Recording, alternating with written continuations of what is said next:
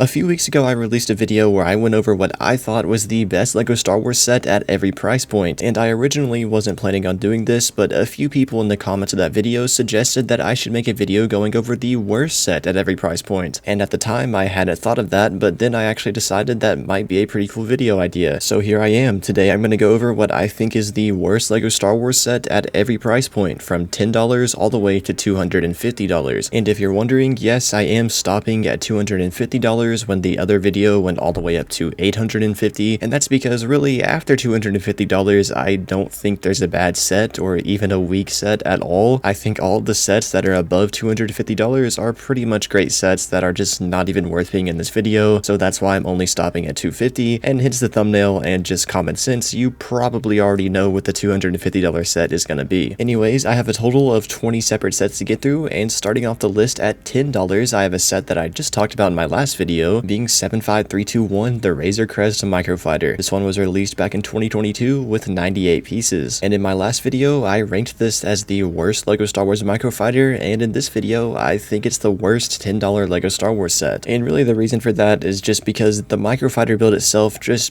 barely represents, if not represents, the Razor Crest at all. It's pretty ugly, it looks unfinished, and the only redeeming quality about this set is the Mando minifigure himself, so essentially you're just paying $10 to get a minifigure that is available in other sets that are a lot better than this one. And I really think it's just the worst $10 set they've made. There's a lot more Microfighters out there that are better, and there's a lot more $10 sets out there that are better. Up next we have $20, and for the worst $20 LEGO Star Wars set, I have 75236 Duel on Starkiller Base. This one was released back in 2019 with 191 pieces. Now I actually don't think there's anything bad with the actual material in this set itself. The build is pretty cool and the terrain actually looks surprisingly good, and Rey and Kylo are both decent minifigures. The only problem I have is just that it's not worth $20. It should be about $15 or less in my opinion. I mean, LEGO might be able to get by with making this $20 today in 2024, but in 2019 it was just too much, especially considering the fact that the Anakin vs Obi-Wan duel set came out that year too, which was also $20 and is significantly bigger. It really just shows you that this set was just pretty overpriced, and that's the reason I chose it as the worst $20 set, even though the actual material in this set is not bad at all. Next up we have $30, and for the worst $30 LEGO Star Wars set, I have a set that most of you guys probably have forgotten about, and it's 75238 Action Battle Indoor Assault. This one was also released back in 2019 with 193 pieces. LEGO made a few of these like action target sets that had these giant missiles and these targets on the builds that you could like play around with, and I applaud LEGO for thinking outside of the box and trying to make something new, but in the end none of these sets were really that good or sold well or were even memorable at all, and I think this indoor one is a perfect case of that at $30, although it does have an exclusive Scout Trooper, which is cool I guess. Next up we have $40, and this one is an absolute no-brainer. I'm pretty sure when all of you clicked on this video you knew this set was probably going to be in it, and as the worst $40 LEGO Star Wars set, I have 75201 First Order AT-ST. This one was released back in 2018 with 370 pieces. I'm pretty sure you guys have heard a million different things about this set, but I mean literally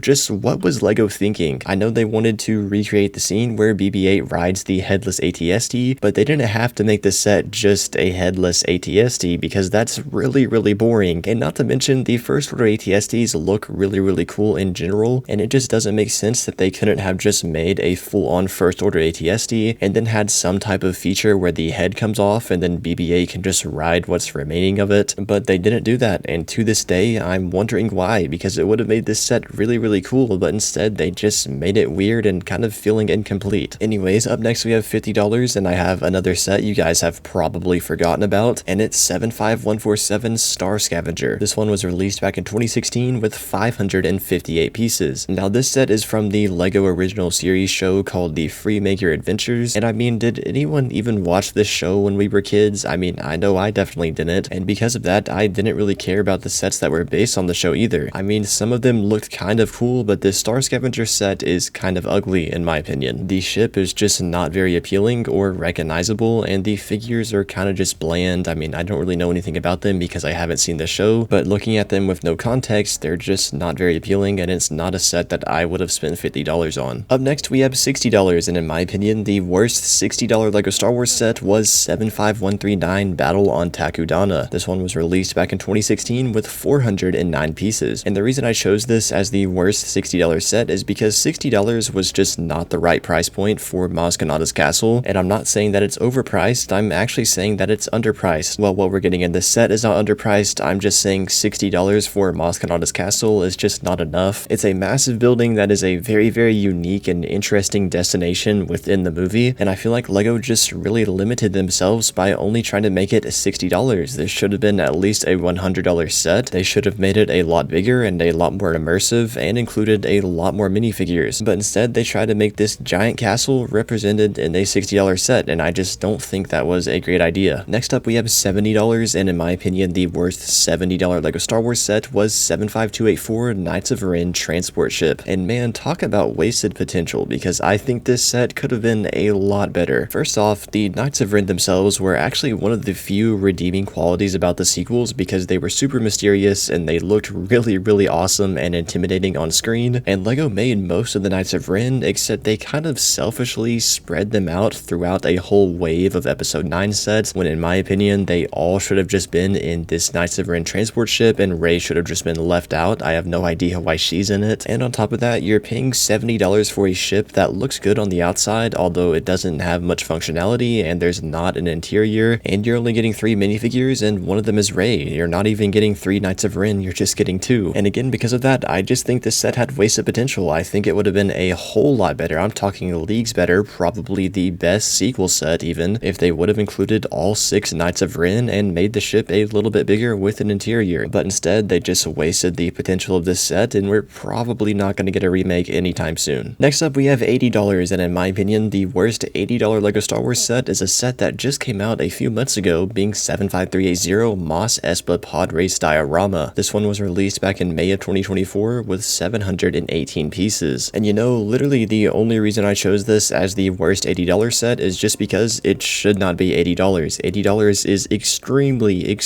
overpriced for this set, and that's literally my main gripe with it. I actually think the build is really cool. I love the terrain on it and I love the design of the pod racers. It's a really fun display piece that's really unique. I just think $80 is ridiculous. And again, that's the only gripe I have with it. I've literally defended this set when people keep on saying, oh, it's just some sand with 2 poly bags. I think that is such a corny statement to say because it's definitely more than that and it's a really cool build. It's just ridiculous for $80. And if you're wanting to get this set, I would not recommend it to you unless you can find it for $60 or less. Anyways, up next we have $90, and in my opinion, the worst $90 LEGO Star Wars set is 75217 Imperial Convex Transport. This one was released back in 2018 with 622 pieces. Now this set is kind of a complicated topic for me at least. As you guys know, it's based off of the train scene in the Solo movie with the range troopers, and I think that was the main reason LEGO made this set, is just because they wanted to make range troopers, and I really applaud them for that. I think the range troopers in this set look absolutely awesome, and I also don't think there's really any other sets from that movie that the range troopers themselves would have fit in, although the actual train itself is kind of just ugly and not really accurate to the movie at all. But at the same time, I don't really blame LEGO for that, because they obviously weren't going to make the whole entire track and the whole entire mountainside like seen in the movie, because that would have ended up being very expensive, like at least $200. So with that being said, I sort of think they did do the best they could with this build, but at the same time, the best they could do was also just not that good, and that's why the train just looks kind of goofy. The only redeeming quality about this set is the minifigures. Up next, we have $100, and for the worst $100 LEGO Star Wars set, boy oh boy do I have a very popular and also an extremely overrated set, and it's 10123 Cloud City. This one was released back in 2003 with 698 pieces, and as you guys know, this is the most valuable standard LEGO Star Wars set that's ever been made. A sealed copy literally could run you up to $10,000. I'm not even joking, that's how expensive some of them have been listed for, and the reason for that is because it has a very good minifigure lineup. Most of the figures in this set were really detailed and pretty advanced for 2003, especially that Boba Fett figure, which was the very first LEGO minifigure to ever have arm printing, which is a pretty big deal, and that's why he's so expensive. He goes for around $1,000 to $2,000 on his own, and I mean, that's because of his significance. Again, he was the first arm printed LEGO minifigure, which kind of opened the door for arm printed figures in the future, which again is a big deal. And I mean, like I said, all of the figures in this set are really good and were really advanced and kind of groundbreaking, and that's why it's so expensive. But on top of that, I don't really think many people realize that the actual set itself is really